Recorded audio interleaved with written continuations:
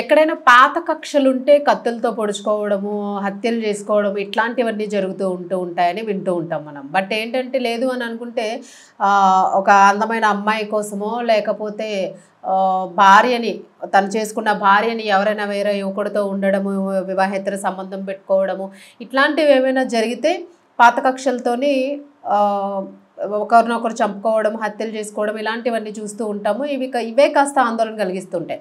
But ఇప్పుడేంట్రా అంటే అసలు అమ్మాయిల్ని, ఆడవాళ్ళని వదిలేసి ట్రాన్స్‌జెండర్‌తోని సెక్స్ కోసము కాంపిటీషన్ పడుతూ ఒక 6 యువకులు ట్రాన్స్‌జెండర్ నాకంటే నాకు, నాకంటే నాకు అనుకుంటూ వాళ్ళు మొత్తం అందరూ కలిసి గొడవ పడడం జరిగింది. మరి దీనికి సంబంధించి పోనీ ఏదైనా ఒక పద్ధతిగా కానిచ్చారా అని చెప్పేసి అంటే అది కూడా లేకుండాను పాపం ఆ జెండర్ని బుక్ చేసుకొని ఒక 15 రోజుల క్రితమే బుక్ చేసేసుకొని పలానా స్పాట్కి రావాలి అని చెప్పేసి ఈ 6 కూడా అక్కడికి తీసుకుని వెళ్ళి పాపం ఆ ట్రాన్స్జెండర్ మీద అత్యాచారం చేయడం జరిగింది.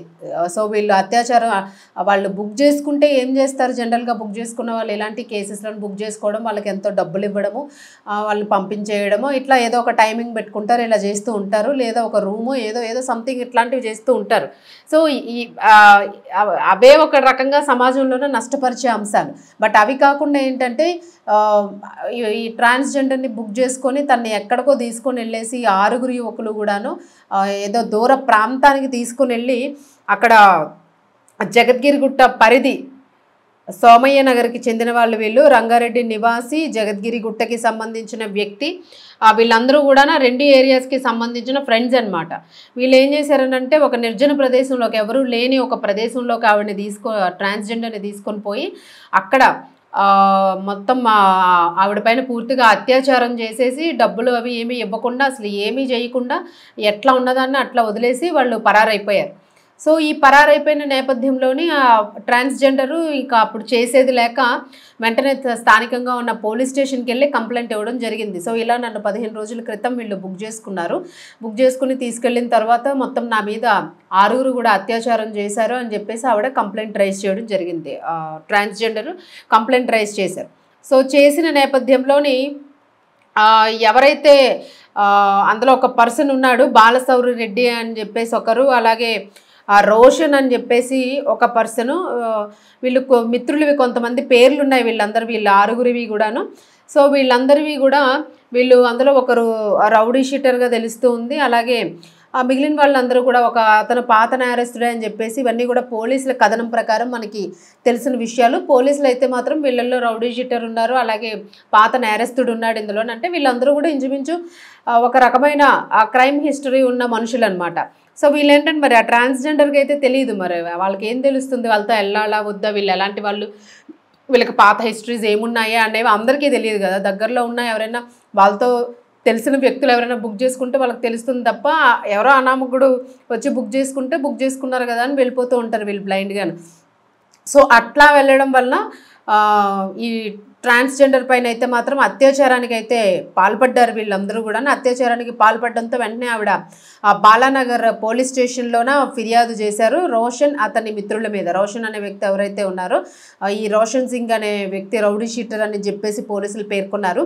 మరి ఈయన మీద అలాగే వాళ్ళ మిత్రులు మొత్తం 6 కలిపి ఎవరైతే ఉన్నారో వీళ్ళందరి మీద ఇలాగా 6 మెంబర్స్ వచ్చారు. 6 మెంబర్స్ ఇలా నన్ను 15 రోజుల క్రితం ఇట్లా చేశారు, తీసుకుని వెళ్ళి నా మీద అత్యాచారం చేశారు, నన్ను నిర్దాక్షిణ్యంగా అక్కడ వదిలేసి వెళ్ళిపోయారు అని చెప్పేసి.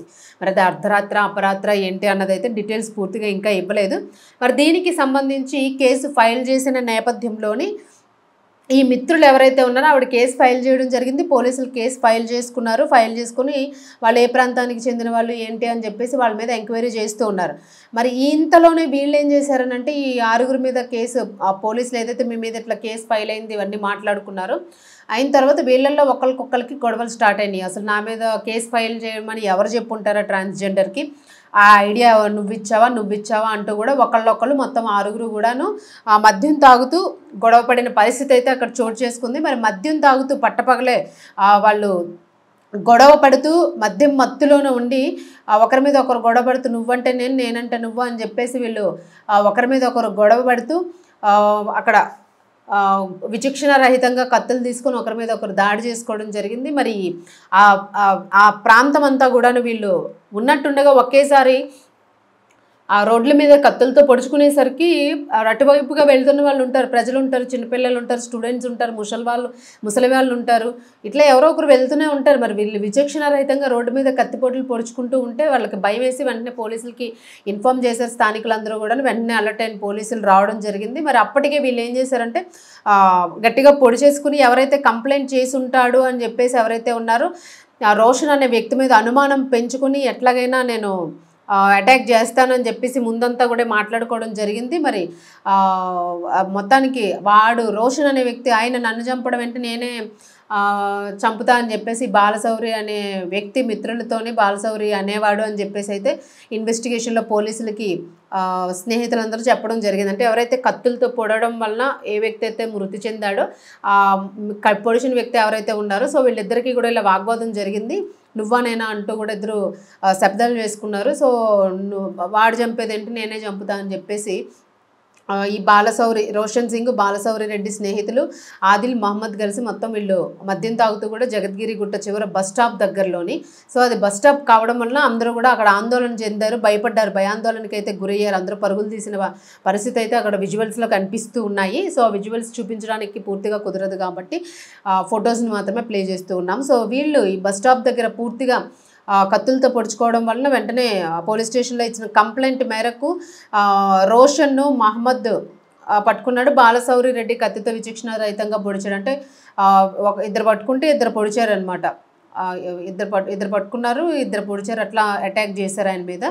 తీవ్రంగా గాయపడిన రోషన్ని మొత్తానికైతే హాస్పిటల్లో చేర్పించడం జరిగింది. అయినప్పటికీ కూడా పరిస్థితి విషమించడంతో అప్పటికే వీళ్ళు వెళ్ళి కంప్లైంట్ ఇవ్వడము, పోలీసులు రావడం అన్నీ జరిగేసరికి టైం పట్టేసింది. ఈలోపు సదరు వ్యక్తి అయితే మాత్రము మృతి చెందినట్లుగా చికిత్స పొందుతూ పోలీసులు తెలుస్తుంది. ఇది పోలీసుల నుంచి మనకు అందిన సమాచారం. మరి ఘటనా స్థలిలో ఉన్న మరో మిత్రుడు మను అనే పర్సన్ అయితే పోలీసులు అదుపులోకి తీసుకొని విచారిస్తూ ఉన్నారు. అంటే ఇంతకు ముందు ఇంకేమైనా గొడవలు ఉన్నాయా, లేదు ఓన్లీ ట్రాన్స్జెండర్ అత్యాచారానికి సంబంధించి ఇచ్చిన కంప్లైంట్ మేరకు వీళ్ళు పాత కక్షలో పెంచుకొని ఇలా హత్య చేశారా, ఇంకేమైనా రీజన్స్ ఉన్నాయా వెనకాల, ఇంకా ఇట్లాంటివి ఏమైనా చేసి ఉన్నారా అని చెప్పేసి, ఎందుకంటే వాళ్ళకి ఆల్రెడీ క్రైమ్ హిస్టరీ ఉంది వాళ్ళకి కాబట్టి బ్యాక్గ్రౌండ్లో. సో మళ్ళీ కూడా ఈ కేసునంతా కూడాను పూర్తిగా ఛేదిస్తూ ఉన్నారు.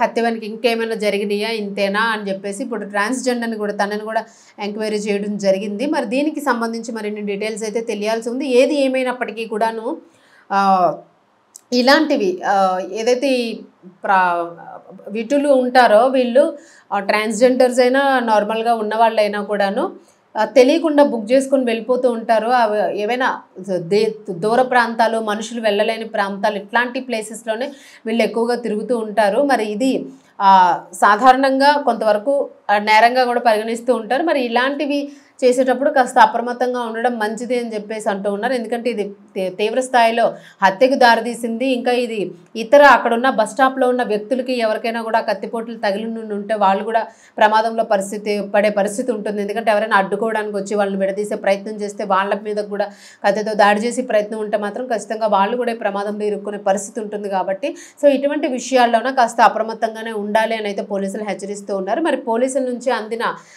సమాచారం మేరకు ఈ వార్త మనకి వెలుగు చూసింది. మరి దీనికి సంబంధించి అప్డేట్ అయితే మాత్రం ఇంతవరకే మన దగ్గర ఉంది. సో అప్డేట్ వస్తే ఖచ్చితంగా తెలియజేసే ప్రయత్నం అయితే చేస్తాము. బట్ ఇదేంటంటే ఇన్ఫర్మేషన్ కోసమే, జస్ట్ ఏదైనా కూడా ఎవరైనా ఇట్లాంటివి చేసేటప్పుడు కాస్త అప్రమత్తంగా ఉండండి అని చెప్పేసి.